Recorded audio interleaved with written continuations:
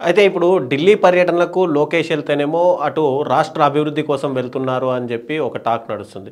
అదే గనక ఢిల్లీకి జగన్మోహన్ రెడ్డి గారు ఎళ్తేనేమో ఆయన కేసులు కొట్టేయించుకోవడానికి భారతీయ జనతా పార్టీ పెద్దలను కలవడానికి ఎళ్లారు అని చెప్పి ఒక టాక్ వస్తుంది. దీన్ని ఎలా చూడాలంట? ఇప్పుడు జగన్మోహన్ రెడ్డి గారు కేసులు కొట్టేయించుకుంటూ వెళ్తే ఏ కేసు కొట్టేసినారు? అది కదా పంచాయతీ. జగన్మోహన్ రెడ్డి గారు కేసులు కొట్టేయించడానికి వెళ్ళాడు. Well and good. ఏ కేసు కొట్టేసినారు 5 ఏళ్ళలో అంటున్నాను. ఒక కేసు కూడా కొట్టలా. కొట్టేస్తే కదా ఆయన పోయిన దానికి. నెంబర్ 1. 2, ఇప్పుడు మీరంటే వాళ్ళనరా? ఇప్పుడు మీరు అన్నారు, ఆ వాళ్ళు కూడా అంటారు అన్నమాట. దానివల్ల పెద్ద ప్రయోజనం లేదు. ఇది మొదటి అంశం. రెండో విషయం, లోకేష్ గారు ప్రజా సమస్యల మీద పోయారు, జగన్ గారు వెళ్ళలేదు. ఒక శ్వేతపత్రం ప్రకటించండి. ఒక శ్వేతపత్రం ప్రకటించండి. 19 నుంచి 24 వరకు జగన్మోహన్ రెడ్డి గారు ఎన్నిసార్లు వెళ్ళాడు, ఎంత ఖర్చు అయింది, మొత్తానికి 5 ఏళ్ల కాలంలో ఆంధ్రప్రదేశ్కి కేంద్రం ఏమి ఇచ్చింది, స్పెసిఫిక్గా ఆంధ్రప్రదేశ్కి. మళ్ళీ కలకత్తా నుంచి చెన్నై పోయే నేషనల్ హైవే భాగంగా వచ్చిన ఖర్చులు ఇట్లాంటివి కాదు. ఇప్పుడు కలకత్తా నుంచి చెన్నైకి నేషనల్ హైవే వేశారు అనుకోండి, అనివార్యంగా ఆంధ్రప్రదేశ్ బార్డర్ మీద పోవాలి. దాన్ని ఆ మొత్తం లెక్కేసుకుని ఆంధ్రప్రదేశ్ ఖాతాలు వేసేసి ఇట్లాంటి ఖాతాలు కాకుండా స్ట్రైట్ అవే ఆంధ్రప్రదేశ్ కోసం మాత్రమే ఇచ్చినటువంటి నిధులెన్ని, స్కీమ్స్ ఎన్ని చెప్పండి చూద్దాం. చెప్పి మీకన్నా మేము బెటర్ అని చెప్పండి. జగన్మోహన్ రెడ్డి గారి అధికారం ఇప్పుడు 1 ఇయర్ పూర్తి అయిపోయింది కదా రవిచంద్ర గారు. 1 ఇయర్ మొదటి సంవత్సరం 2019 నుంచి 20 వరకు మొదటి ఏడాది జగన్మోహన్ రెడ్డి గారి పర్ఫార్మెన్స్ ఎంత, మన పర్ఫార్మెన్స్ ఎంత. పర్ఫార్మెన్స్ మీన్స్ ఎన్నిసార్లు కలిశారు అది కాదు, ఎంత వచ్చింది. 14 నుంచి 19 వరకు తెలుగుదేశం, బీజేపీ, జనసేన కలిసి ఉన్నారా లేదా? కలిసే ఉన్నారు. కలిసి ఉన్నప్పుడు 14 నుంచి 15 మొదటి సంవత్సరం ఏమి తెచ్చారు? 19 నుంచి 20 వరకు జగన్ ఏం తెచ్చినాడు? పైపెచ్చు జగన్మోహన్ రెడ్డి గారి బీజేపీ అలయన్స్ కాదు. మీరు డైరెక్ట్ బీజేపీలో భాగస్వామి, ఆడ ఈడ కలిసి ఉన్నారు. మీరు 5 ఏళ్లలో సాధించలేని 10,000 కోట్ల రూపాయల ఆర్థిక లోటుని జగన్మోహన్ రెడ్డి గారు సాధించాడు. 10,000 కోట్లు. ఆ ఫైనాన్స్ లోటు అనేది విభజన చట్టం ప్రకారం ఉంది కదా, మనకు రావాల్సింది. 5 ఏళ్ళు మీ డబుల్ ఇంజిన్ సర్కార్లో రాలా రూపాయి. జగన్మోహన్ రెడ్డి గారు వచ్చిన తర్వాత తెచ్చుకొచ్చాడు. 17 మెడికల్ కాలేజీలు కేంద్ర ప్రభుత్వం నుంచి అనుమతి తీసుకొచ్చారు. 32 లక్షల ఇళ్ల పట్టాలు ఇచ్చారు కదా. 32 లక్షల ఇళ్ల పట్టాలు దాదాపు 25 లక్షలు 20 లక్షల కేంద్ర పథకాలు అమలైన 1,50,000 ఒక్కొక్క ఇంటికి వస్తుంది. ఉత్తరప్రదేశ్ కూడా ఇవ్వలేదట, బీజేపీ వాళ్ళు చెప్పినారు. తీసుకొచ్చారు. పోలవరంకి హడాహక్ అమౌంట్ కింద 12,000 కోట్ల రూపాయలు శాంక్షన్ చేయించాడు. శాంక్షన్ అయింది, కాంటి క్యాబినెట్ రిపోర్ట్ చూడండి. ఇది జగన్మోహన్ రెడ్డి గారి ట్రాక్ రికార్డ్. మన ట్రాక్ రికార్డ్ ఏంటి? మన ట్రాక్ రికార్డు ప్రకారం ఏమొచ్చింది అది చెప్పాలి. కాబట్టి జగన్మోహన్ రెడ్డి గారు 10,000 కోట్లు ఆర్థిక లోటు తీసుకొచ్చాడు. 17 మెడికల్ కాలేజీలు తీసుకొచ్చినాడు. తర్వాత 32 లక్షల ఇళ్ల పట్టాలు 20 లక్షలు తీసుకొచ్చాడు. ఇట్లా 1 2 3 4 1 2 3 4 చెప్పండి. మేము అంతకన్నా బెటర్ ఏం చేశారో చెప్పండి.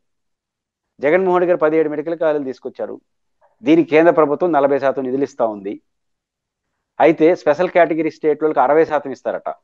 ఇప్పుడు మాది డబుల్ ఇంజిన్ సర్కారు కాబట్టి 60% పెంచండి. నువ్వు 17 మెడికల్ కాలేజీలు తీసుకొచ్చి 40% తెచ్చావు. మాది డబుల్ ఇంజిన్ సర్కారు కాబట్టి 40% నుంచి ఇంకొక 20% పెంచినామని చెప్పండి. మీరు ఉన్న కాలేజీలు ప్రైవేటీకరణ చేసేస్తున్నారు. ఎక్కడ? కాబట్టి 12,000 కోట్ల రూపాయలు పోలవరం ప్రాజెక్టుకి నిధులు తీసుకొచ్చాం. జగన్మోహన్ తెచ్చారు. మేము 33,000 కోట్ల నిర్వాసితుల సమస్య పరిష్కరించామని చెప్పండి. 33,000 కోట్లు కేంద్రం ఇవ్వాలి కదా, అది శాంక్షన్ చేసింది, చేయించుకోండి. ఆ రకంగా పోటీ పడండి. అప్పుడు లోకేష్ గారు చెప్తున్నట్టుగా ఆయనకన్నా మీరు బెటర్ అవుతారు. ప్రైవేట్ కేసుల, పబ్లిక్ కేసులు, సరే జగన్మోహన్ రెడ్డి గారి కేసుల కోసమే పోయినాడు. మొత్తం మీద ఇది సాధించాడు కదా, మీరు కేసుల కోసం పోలేదు కదా. మరి మీరేం సాధించారు చెప్పండి. 15,000 కోట్ల రూపాయలు అప్పు తీసుకొచ్చినారు. దేనికి? ప్రపంచ బ్యాంక్ అప్పు. అమరావతికి 15,000 కోట్లు అప్పు తీసుకొచ్చాం. ఇది అప్పు. మీరేం చేస్తున్నారు? 15 కోట్లు ఒక రకంగా స్కీమ్ గా తీసుకొచ్చుకోవాలి, ఇలా అప్పుగా తీసుకొచ్చారు. కాబట్టి మీరు పవన్ కళ్యాణ్ గారు, ఈ జగన్మోహన్ రెడ్డి గారు వ్యక్తిగత కేసులకు పోయారని మీరు భావిస్తే ఏ కేసు రద్దయిందో చెప్పాలి. 2, పోవడం ద్వారా మేము ప్రజల కోసం పోయినారు అంటే, ప్రజలంటే ఆంధ్రప్రదేశ్ రాష్ట్రానికి జగన్ ఏం తెచ్చినాడు అది చెప్పండి. ఒక పక్క రాయండి. మీరు అంతకన్నా బెటర్గా చేయారు, అప్పుడు మిమ్మల్ని ఖచ్చితంగా ప్రజలు హర్షిస్తారు. అది కాకుండా మాట్లాడితే ఈ లెక్కలన్నీ బయటకు వస్తాయి. డిసెంబర్ 5వ తారీఖున కూటమి ప్రభుత్వం పేరెంట్స్ టీచర్స్ మీటింగ్ అని మరొక కార్యక్రమం చేస్తుంది. అయితే ఈ కార్యక్రమంలో టీడీపీ కార్యకర్తలు, నాయకులు కూడా పెద్ద సంఖ్యలో పాల్గొనాలి ఇక్కడ అని చెప్పి ఒక ఆదేశాలు ఇచ్చినట్టయితే మనకు వినిపిస్తుంది.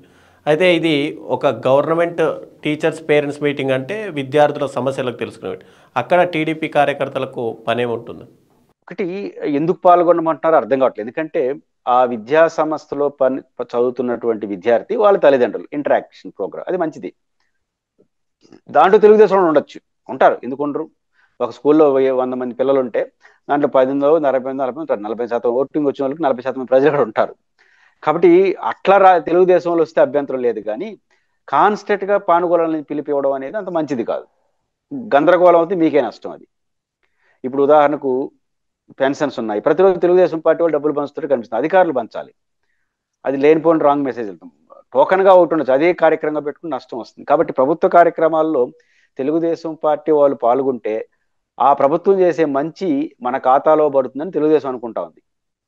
అంటే ఇప్పుడు ఉదాహరణకు తెలుగుదేశం పార్టీ పెన్షన్ ఇస్తుంది, ప్రభుత్వం పెన్షన్ ఇస్తుంది, అటు తెలుగుదేశం కార్యకర్త పోయి ఇచ్చి చంద్రబాబు నాయుడు గారు ఇచ్చారమ్మా అని చెప్తే ఇది తెలుగుదేశం పార్టీ ప్రభుత్వం ఇచ్చిందని వాళ్ళు అనుకుంటున్నారు. నేమంటే మీరు పోకపోయినా అనుకుంటారు. ఎందుకంటే ఈ ప్రభుత్వం ఎవరిదో వాళ్ళకి తెలియదా? ఈ ప్రభుత్వం ఎవడో వాళ్ళకి తెలుసు, పెద్ద పెద్ద ఇబ్బంది ఏమీ లేదు. కాబట్టి అది ఉంటుంది. కానీ ఈ పిల్లలు వాటి ఇంటరాక్షన్ మీటింగ్ లో యాదృక్షికంగా తెలుగుదేశం వాళ్ళు ఉంటే అభ్యంతరం లేదు. అలా కాకుండా ఇట్లాంటి కార్యక్రమం నిర్వహించే తెలుగుదేశం ఇంకోటి ఉంది రవిచంద్ర గారు, బేసిక్ గా అధికార పార్టీ వాళ్ళకి రాజకీయ నాయకులకి ఒక బలహీనత ఉంటుంది, కొంత రోగం కూడా అన్నదాన్ని. అడిపోయితే గమ్మునుండరు, ఆడ ఉపన్యాసాలు చెప్తారు, ఇది మా ప్రభుత్వం, చంద్రబాబు గారి ప్రభుత్వం. ఇంకొంచెం ముదిరిందంటే గతంలో జగన్ సరిగ్గా చేయలేదు. ఇవన్నీ మీకు నష్టము, ఇవన్నీ మీకు మీ ఆనందాన్ని తీరుస్తుంది తప్ప నష్టం. రాజకీయ పార్టీని రోజువారీ వ్యవహారాల్లో చేయకూడదు. మీరు పొలిటికల్ యాక్టివిటీ చేసుకోండి, కానీ రోజువారీ ప్రభుత్వ వ్యవహారాలు జోక్యం చేసుకుంటే అదంతా ఆ గొప్పతనం అంతా మా పార్టీలో ఖాతాలో పడుతుందని మీరు నమ్ముతున్నారు. మీ ఖాతాలో అది పడుతుందో పడదో తెలియదు, కానీ చెడ్డ పేరు మాత్రం పడుతుంది. అనవసరంగా తీసుకొచ్చారంటారు, వాళ్ళు గమ్మునుండరు, లేనిపోయిన కొత్త పంచాయతీలు, ఇవన్నీ అనవసరం. రెండో తెలుగుదేశం పార్టీ లీడర్షిప్ అక్కడ ఉన్న విద్యార్థులు మాకు అసౌకర్యంగా అది గొడవగా పెడతారు, అల్టిమేట్ గా నష్టం. కానీ ప్రభుత్వం దాన్ని ఆ బైఫర్కేషన్ అనేది, విభజన రేఖ అనేది గీసుకుంటే మంచిది.